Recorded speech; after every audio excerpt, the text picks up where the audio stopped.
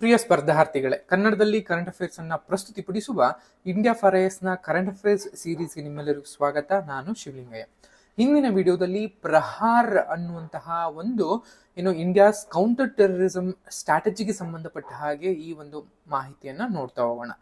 ಪ್ರಹಾರ್ ಅನ್ನುವಂಥದ್ದು ಇತ್ತೀಚೆಗೆ ಗೃಹ ಸಚಿವಾಲಯವು ಒಂದು ರಾಷ್ಟ್ರೀಯ ಭಯೋತ್ಪಾದನಾ ನಿಗ್ರಹ ಕಾರ್ಯತಂತ್ರದ ದಾಖಲೆಯಾದಂತಹ ಒಂದು ಪ್ರಹಾರನ್ನ ಬಿಡುಗಡೆ ಮಾಡಿದೆ. ಆ ಮೂಲಕ ಪ್ರಹಾರ್ ಅನ್ನುವಂತಹ ಒಂದು ದಾಖಲೆ ಡಾಕ್ಯುಮೆಂಟ್ಸ್ ಭಾರತದ ಮೊದಲ ಒಂದು ಸಮಗ್ರ ರಾಷ್ಟ್ರೀಯ ಭಯೋತ್ಪಾದನಾ ನಿಗ್ರಹ ನೀತಿಯಾಗಿದ್ದು, ಇದು ಪ್ರತಿಕ್ರಿಯಾತ್ಮಕ ಭದ್ರತಾ ನಿಲುವಿನಿಂದ ಪೂರ್ವಭಾವಿ ಒಂದು ಸಿದ್ಧಾಂತ ಬೇಸ್ಡ್ ಒಂದು ದಾಖಲೆಯಾಗಿ ಹೊರಹೊಮ್ಮಿದೆ ಅಂತ ನೋಡ್ತಾ ಬಂದಿದ್ದೀವಿ. ಸೊ ಹಾಗಿದ್ರೆ ಈ ಪ್ರಹಾರ್ ಅಂದ್ರೆ ಏನು, ಉದ್ದೇಶಗಳು ಏನೇನು, ಇದನ್ನ ಹೇಗೆ ಇಂಪ್ಲಿಮೆಂಟ್ ಮಾಡ್ತಾರೆ, ಅದರ ಅವಶ್ಯಕತೆ ಆದ್ರೂ ಏನು ಅನ್ನುವಂತಹ ಮಾಹಿತಿಯನ್ನ ಈ ಒಂದು ವಿಡಿಯೋದಲ್ಲಿ ನೋಡ್ತಾ ಹೋಗೋಣ. ಸೊ ಮೊದಲಿಗೆ ಪ್ರಹಾರ್ ಅಂತ ಬಂದಾಗ ನಿಮ್ಗೆಲ್ಲ ಗೊತ್ತಿರೋ ಹಾಗೆ ಭಯೋತ್ಪಾದನೆ ಈ ಒಂದು ಪದ ಭಾರತಕ್ಕೆ ಎಷ್ಟು ನೋವು ಕೊಟ್ಟಿದೆ ಅನ್ನುವಂಥದ್ದು ನಿಮ್ಗೆಲ್ಲ ಗೊತ್ತಿದೆ. ಗಡಿಯಲ್ಲಿ ನುಸುಳುವಂತಹ ನುಗ್ರರು ಒಂದ್ ಕಡೆ ಆದ್ರೆ, ದೇಶದ ಒಳಗಿದ್ದುಕೊಂಡೇ ವಿಧ್ವಂಸಕ ಒಂದು ಕೃತ್ಯ ಎಸಗುವಂತಹ ಸ್ಲೀಪರ್ ಸೆಲ್ಗಳು ಇನ್ನೊಂದು ಕಡೆ. ಇಷ್ಟು ದಿನ ಭಯೋತ್ಪಾದನೆ ವಿರುದ್ಧ ಹೋರಾಡೋಕೆ ನಮ್ಮ ಹತ್ರ ಕಾನೂನುಗಳಿತ್ತು, ಸೇನೆ ಇತ್ತು, ಆದ್ರೂ ಕೂಡ ಒಂದು ಸಮಗ್ರವಾದಂತಹ ರಾಷ್ಟ್ರೀಯ ನೀತಿ ಇರಲಿಲ್ಲ. ಆದ್ರೆ ಈಗ ಕಾಲ ಬದಲಾಗ್ತಾ ಬಂದಿದೆ. ಕೇಂದ್ರ ಗೃಹ ಸಚಿವಾಲಯ ಒಂದು ಐತಿಹಾಸಿಕವಾದಂತಹ ಹೆಜ್ಜೆಯನ್ನ ಮುಂದಿಟ್ಟಿದೆ. ಅದುವೇ ಭಾರತದ ಮೊಟ್ಟ ಮೊದಲ ಸಮಗ್ರ ಭಯೋತ್ಪಾದನಾ ವಿರೋಧ ನೀತಿ ಅಥವಾ ವಿರೋಧಿ ನೀತಿಯನ್ನ ರಿಲೀಸ್ ಮಾಡಿದೆ. ಅದರ ಹೆಸರೇ ಪ್ರಹಾರ್ ಅನ್ನುವಂಥದ್ದು. ಪ್ರಹಾರ್ ಅನ್ನುವಂತಹ ಒಂದು ಹೆಸರಲ್ಲೇ ಕದರ ಇದೆ ಅಲ್ವಾ? ಯಾಕೆಂದ್ರೆ ಇದು ಕೇವಲ ಒಂದು ಡಾಕ್ಯುಮೆಂಟ್ಸ್ ಅಲ್ಲ, ಇದು ಉಗ್ರರ ವಿರುದ್ಧ ಭಾರತ ಸಾರಿರೋ ಅಘೋಷಿತ ಯುದ್ಧದ ನಿಯಮಾವಳಿ ಅಂತಲೂ ಕೂಡ ಕರಿತಾ ಬರ್ತೀವಿ. ಯಾಕಂದ್ರೆ ಗಡಿಯಾಚೆಗಿನ ಉಗ್ರರಿಂದ ಹಿಡಿದು ಡಾರ್ಕ್ ವೆಬ್ಗಳಲ್ಲಿ ಅಡಗಿರುವಂತಹ ಅಥವಾ ಅವಿತು ಕುಳಿತಿರುವಂತಹ ಕ್ರಿಮಿನಲ್ ಆಕರ್ಸ್ ಗಳವರೆಗೆ, ಡ್ರೋನ್ ಬಾಂಬರ್ಸ್ ಗಳಿಂದ ಹಿಡಿದು ಜೈಲ್ನಲ್ಲಿ ಕುಳಿತು ಬ್ರೈನ್ ವಾಶ್ ಮಾಡುವಂತಹ ವ್ಯಕ್ತಿಗಳವರೆಗೆ ಯಾರನ್ನೂ ಕೂಡ ನಾವು ಬಿಡಲ್ಲ ಅನ್ನುವಂತಹ ಒಂದು ಸ್ಪಷ್ಟ ಸಂದೇಶವನ್ನ ಇದ್ರಲ್ಲಿ ತಂದಿದ್ದಾರೆ.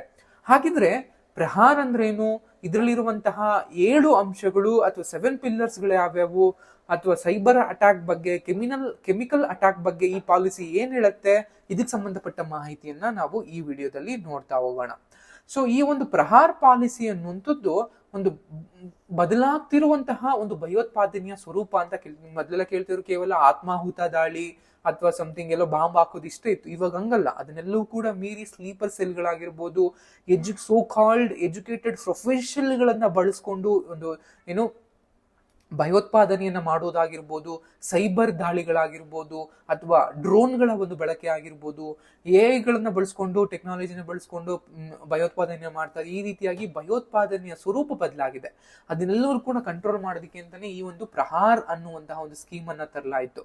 ಈ ಪ್ರಹಾರ್ ಅನ್ನುವಂತಹ ಸ್ಕೀಮ್ ನಲ್ಲಿ ಒಟ್ಟು ಪ್ರಹಾರ್ ಅಂತ ಏನು 7 ಅಕ್ಷರಗಳಿವೆ, ಆ 7 ಅಕ್ಷರಗಳಿಗೆ ಹೊಂದುವಂತೆ ಒಂದು ಸ್ತಂಭಗಳನ್ನ, ಪಿಲ್ಲರ್ಸ್ ಅನ್ನ ತರಲಾಗಿದೆ. ಆ 7 ಪಿಗಳು ಅಥವಾ ಈ 7 ಯಾವ್ಯಾವು ಅಂತ ನೋಡ್ತಾ ಬಂದಾಗ ಮೊದಲಿಗೆ ಬರುವಂತದ್ದು ಪಿ, ಪ್ರಿವೆನ್ಷನ್ ಅಥವಾ ತಡೆಗಟ್ಟುವಿಕೆ ಅಂತ ಕರಿತಾ ಬರ್ತೀವಿ. ಅಂದ್ರೆ ಭಯೋತ್ಪಾದನಾ ದಾಳಿಗಳನ್ನ ತಡೆಗಟ್ಟುವಂಥದ್ದು ಅಂತ ನಾವು ಹೇಳ್ತಾ ಬರುವಂತದ್ದು.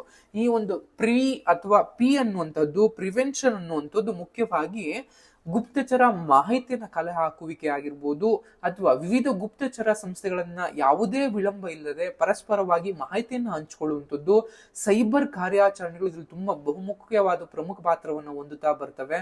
ಅಂದ್ರೆ ಆನ್ಲೈನ್ ನಲ್ಲಿ ಅವರನ್ನ ಸೆರೆ ಹಿಡಿಯುವಂತಹ ಮೊದಲ ಒಂದು ಕೆಲಸವನ್ನ ಮಾಡ್ತಾ ಇರುವಂತದ್ದು. ನೆಕ್ಸ್ಟ್ ವರ್ಡ್ ಆರ್ ಅಂತ ಕರಿತಾ ಬರ್ತೀವಿ, ಅಥವಾ ರೆಸ್ಪಾನ್ಸ್ ಅನ್ನುವಂಥದ್ದು, ಅಥವಾ ಪ್ರತಿಕ್ರಿಯೆ ಅಂತ ಕನ್ನಡದಲ್ಲಿ ಕರಿತಾ ಬರ್ತೀವಿ. ಯಾವುದೇ ದಾಳಿಯ ಸ್ಥಳವಾಗಿದ್ರು ಅಲ್ಲಿಗೆ ಮೊದಲು ಸ್ಥಳೀಯ ಪೊಲೀಸರು ತಲುಪಬೇಕು. ಆನಂತರದಲ್ಲಿ NSG ಆಗಿರ್ಬೋದು ಅಥವಾ ನ್ಯಾಷನಲ್ ಸೆಕ್ಯೂರಿಟಿ ಗಾರ್ಡ್ಗಳಂತಹ ಭಾರತದ ಅತ್ಯುನ್ನತ ಭಯೋತ್ಪಾದನಾ ನಿಗ್ರಹ ಪಡೆಯಾಗಿದ್ದು, ಒತ್ತೆಯಾಳುಗಳ ಬಿಡುಗಡೆಯಾದಂತಹ ಕಾರ್ಯಾಚರಣೆಗಳು ತರಬೇತಿ ಹೊಂದಿದರೆ ಅವರ ಪಾತ್ರವನ್ನು ಕೂಡ ಈಗ ನೂತನ ನೀತಿಯಲ್ಲಿ ಅಧಿಕೃತವಾಗಿ ಸೇರಿಸಲಾಗಿದೆ. ಅವರು ಕೂಡ ಈಗ ಅದನ್ನ ನೋಡ್ತಾ ಬರ್ತಾರೆ. ನೆಕ್ಸ್ಟ್ ಎ ಅಂತ ಕರಿತಾ ಬರ್ತೀವಿ, ಅಥವಾ ಏನ ಬಂದಾಗ ನಿಮ್ಗೆ ಅಗ್ರಿಗೇಟಿಂಗ್ ಕೆಪಾಸಿಟೀಸ್ ಅಂತ ಕರಿತಾ ಬರ್ತೀವಿ, ಸಾಮರ್ಥ್ಯಗಳ ಒಗ್ಗೂಡಿಸುವಿಕೆ ಅಂತ ಅನ್ನುವಂಥದ್ದು. ಅಂದ್ರೆ ನಮ್ಮ ಪಡೆಗಳಿಗೆ ಅತ್ಯುತ್ತಮವಾದಂತಹ ತಂತ್ರಜ್ಞಾನಗಳನ್ನ, ಸಂಪನ್ಮೂಲಗಳನ್ನ, ತರಬೇತಿಗಳನ್ನು ಒದಗಿಸುವಂಥದ್ದು. ಇದ್ರ ಜೊತೆಗೆ ಎಲ್ಲಾ ರಾಜ್ಯಗಳಂತ್ಯ ಒಂದೇ ರೀತಿಯ ಶಿಷ್ಟಾಚಾರಗಳನ್ನ, ಒಂದು ಫ್ರೇಮ್ ವರ್ಕ್ ಅನ್ನ ಜಾರಿಗೆ ತರೋದ್ರ ಮೂಲಕ ಯಾವುದೇ ದಾಳಿ ಆದ್ರೂ ಕೂಡ ಕ್ಷಿಪ್ರ ಸಂಯೋಜಿತ ಮತ್ತು ಪರಿಣಾಮಕಾರಿ ಕ್ರಮಗಳನ್ನ ಕೈಗೊಳ್ಳೋದಿಕ್ಕೆ ಸಾಧ್ಯ ಆಗ್ತಾ ಬರುತ್ತೆ. ಇನ್ನು ನೆಕ್ಸ್ಟ್ ಇರುವಂತದ್ದು ಎಚ್ ಅಂತ ಕರಿತಾ ಬರ್ತೀವಿ. ಈ ಎಚ್ ಅನ್ನುವಂಥದ್ದು human rights and rule of law ಅಂತ ಕರಿತೀವಿ. ಮಾನವ ಹಕ್ಕುಗಳು ಮತ್ತು ಕಾನೂನಿನ ನಿಯಮಗಳು ಎನ್ನುವಂಥದ್ದು. ಭಯೋತ್ಪಾದನೆಯ ವಿರುದ್ಧ ಹೋರಾಟ ನಡೆಸುವಾಗಲೂ ಕೂಡ ಭಾರತ ಸೂಕ್ತ ಕಾನೂನು ಪ್ರಕ್ರಿಯೆಗಳನ್ನ ಅನುಸರಿಸ್ತಾ ಇದೆ. ಇದರಿಂದ ಯಾವುದೇ ನಾಗರಿಕನ ಒಂದು ಮಾನವ ಹಕ್ಕುಗಳನ್ನ ಕಸ್ಕೊಳ್ತಾ ಇಲ್ಲ. ನ್ಯಾಯ ಪರಂಪರೆಯನ್ನ ಮುಂದುವರಿಸುವಂತಹ ಒಂದು ಬಯಕೆಯನ್ನ ಈ ಒಂದು ಎಚ್ ಅನ್ನುವಂಥದ್ದು ಪ್ರದರ್ಶಿಸುತ್ತೆ. ನೆಕ್ಸ್ಟ್ ಇರುವಂತದ್ದು ಎ ಅಂತ ಕರಿತಾ ಬರ್ತೀವಿ. ಈ ಎ ಅನ್ನುವಂಥದ್ದು ಅಟೆನ್ಯೂಯೇಟಿಂಗ್ ಅನ್ನುವಂಥದ್ದನ್ನ ತೋರಿಸ್ತಾ ಬರ್ತಾ ಇದೆ. ಅಟೆನ್ಯೂವೆಂಟಿಂಗ್ ಅನ್ನುವಂಥದ್ದು ಒಂದು ಮೂಲಭೂತವಾದವನ್ನ ಅಂದ್ರೆ ರಾಡಿಕಲೈಸೇಷನ್ ಅಥವಾ ಮೂಲಭೂತವಾದ ಅಂತ ನಾವೇನ್ ಕರಿತೀವಿ ಅದನ್ನ ಬೇರಿನಿಂದಲೇ ನಿವಾರಿಸೋದಿಕ್ಕೆ ಪ್ರಯತ್ನವನ್ನ ಮಾಡುವಂಥದ್ದು. ಯಾಕಂದ್ರೆ NGOಗಳಾಗಿರ್ಬೋದು, ಧಾರ್ಮಿಕ ಮುಖಂಡರುಗಳಾಗಿರ್ಬೋದು, ಸಮುದಾಯ ಬೋಧಕರಿಗೆ ಅಥವಾ ಇವರಿಗೆಲ್ಲರಿಗೂ ಕೂಡ ಸುಲಭವಾಗಿ ದಾರಿ ತಪ್ಪಬಲ್ಲ ಯುವಕರಿಗೆ ಸರಿಯಾದ ಒಂದು ಮಾರ್ಗದರ್ಶನವನ್ನ ನೀಡುವಂತೆ ಸೂಚಿಸಲಾಗ್ತಿದೆ. ಅಂದ್ರೆ ಯಾರು ತುಂಬಾ ರಾಡಿಕಲ್ ಆಗಿ ಮೈಂಡ್ ಅನ್ನ ಚೇಂಜ್ ಮಾಡ್ಕೋತಾರೆ, ಭಯೋತ್ಪಾದನೆ ಇಳಿತಾರೆ, ಅಂತಹ ಯುವಕರನ್ನ ಈ ಒಂದು ಧಾರ್ಮಿಕ ಮುಖಂಡರುಗಳ ಮೂಲಕ, NGOಗಳ ಮೂಲಕ ಅವರಿಗೆ ಒಂದಷ್ಟು ನೀತಿ ಬೋಧನೆಗಳನ್ನ ಈ ರೀತಿ ಮಾಡೋ ತಪ್ಪು ಅನ್ನುವಂಥದ್ದನ್ನ ಅವರಿಗೆ ತಿಳಿಸ್ಕೊಡುವಂಥದ್ದು. ಬಡತನ ಮತ್ತು ಅಸಹಾಯಕತೆಯ ಒಂದು ಇದರಿಂದಾಗಿ ಯುವ ಜನರು ತಪ್ಪು ದಾರಿಗೆ ತಳ್ಳುವಂತಹ ಸಾಧ್ಯತೆಗಳಿರೋದ್ರಿಂದ ನೂತನ ನೀತಿ ಶಿಕ್ಷಣ ಆಗಿರ್ಬೋದು, ವಸತಿ ಆಗಿರ್ಬೋದು, ಉದ್ಯೋಗಗಳಾಗಿರ್ಬೋದು, ಇದ್ರ ಕುರಿತು ಕೂಡ ಇದು ಮಾತಾಡ್ತಾ ಬರುತ್ತೆ. ಇನ್ನು ನೆಕ್ಸ್ಟ್ ಇರುವಂತದ್ದು ಎ ಅಂತ ಕರಿತಾ ಬರ್ತೀವಿ. So aligning with global efforts ಅನ್ನುವಂಥದ್ದು ಜಾಗತಿಕ ಪ್ರಯತ್ನಗಳಿಗೆ ಪೂರಕವಾಗುವಂಥದ್ದು ಅಂತ ನಮ್ಗೆ ಇದನ್ನ ಹೇಳ್ತಾ ಬರುತ್ತೆ. ಸೊ ಈ ಒಂದು ಏನಲ್ಲಿ ನಿಮ್ಗೆಲ್ಲ ನೋಡ್ತಾ ಬಂದಾಗ ಭಯೋತ್ಪಾದನೆಯ ವಿರುದ್ಧ ಭಾರತ ಏಕಾಂಗಿಯಾಗಿ ಸೆಣಸೋದಿಕ್ ಸಾಧ್ಯವಿಲ್ಲ. ಅದರಿಂದಾಗಿ ಗುಪ್ತಚರ ಮಾಹಿತಿಗಳನ್ನ ಹಂಚಿಕೆ ಆಗಿರ್ಬೋದು, ಒಪ್ಪಂದಗಳ ಒಂದು ಹಸ್ತಾಂತರ ಆಗಿರ್ಬೋದು, ಅಂಡ್ ವಿಶ್ವಸಂಸ್ಥೆಯೊಡನೆ ಕಾರ್ಯಾಚರಿಸುವ ಒಂದು ಕ್ರಮಗಳನ್ನ ಕೈಗೊಂಡು ವಿದೇಶಿ ಭಯೋತ್ಪಾದಕರನ್ನ ಗುರುತಿಸುವಂಥದ್ದು ಈ ನೀತಿಯ ಭಾಗ ಆಗಿರುತ್ತೆ. ಯಾಕಂದ್ರೆ ಭಯೋತ್ಪಾದನೆ ಅನ್ನುವಂಥದ್ದು ಯಾವುದೇ ಒಂದು ದೇಶಕ್ಕೆ ಸೀಮಿತವಾದಂತಹ ಸಮಸ್ಯೆ ಅಲ್ಲ, ಅದು ಜಾಗತಿಕ ಸಮಸ್ಯೆ ಆಗಿದ್ದು ಒಂದು ಜಾಗತಿಕ ಪರಿಹಾರದ ಒಂದು ಅಗತ್ಯ ಇರುತ್ತೆ. ನೆಕ್ಸ್ಟ್ ಇರುವಂತದ್ದು ಅಥವಾ ಲಾಸ್ಟ್ ವರ್ಡ್ ಇರುವಂತದ್ದು ಆರ್ ಅಂತ ಕರಿತಾ ಬರ್ತೀವಿ. ರಿಕವರಿ ಅಂಡ್ ರೆಸಿಲಿಯನ್ಸ್ ಅನ್ನುವಂಥದ್ದು ಚೇತರಿಕೆ ಮತ್ತು ಸ್ಥಿತಿಸ್ಥಾಪಕತ್ವ ಅಂತ ಕರಿತೀವಿ. ಒಂದು ಭಯೋತ್ಪಾದಕ ದಾಳಿ ನಡೆದಾಗ ಅದು ಜನರ ಹತ್ಯೆಯನ್ನ ಮಾತ್ರ ಮಾಡೋದಿಲ್ಲ, ಬದಲಿಗೆ ಒಂದು ಸಾಮಾಜಿಕ ಆಘಾತವನ್ನು ಕೂಡ ಸೃಷ್ಟಿ ಮಾಡುತ್ತೆ. ಭಯೋತ್ಪಾದಕ ದಾಳಿಯಲ್ಲಿ ಪಾರಾದವರು ಯಾರಿರ್ತಾರೆ ಅವರು ಜೀವನ ಪರ್ಯಂತ ಆ ನೋವನ್ನ ತಮ್ಮೊಡನೆ ಎತ್ಕೊಂಡು ಓದ್ತಿರ್ತಾರೆ. ಅವರ ಪರವಾಗಿ ಒಂದು ವೈದ್ಯರು, ಮನಶಾಸ್ತ್ರಜ್ಞರು, NGOಗಳು ಮತ್ತು ಬೆಂಬಲ ವ್ಯವಸ್ಥೆಯ ಮೂಲಕ ಅವರ ಚೇತರಿಕೆ ಕಡೆಗೆ ಗಮನ ಕೊಡುವಂಥದ್ದನ್ನ ಈ ಒಂದು ಆರ್ ಇರುತ್ತೆ.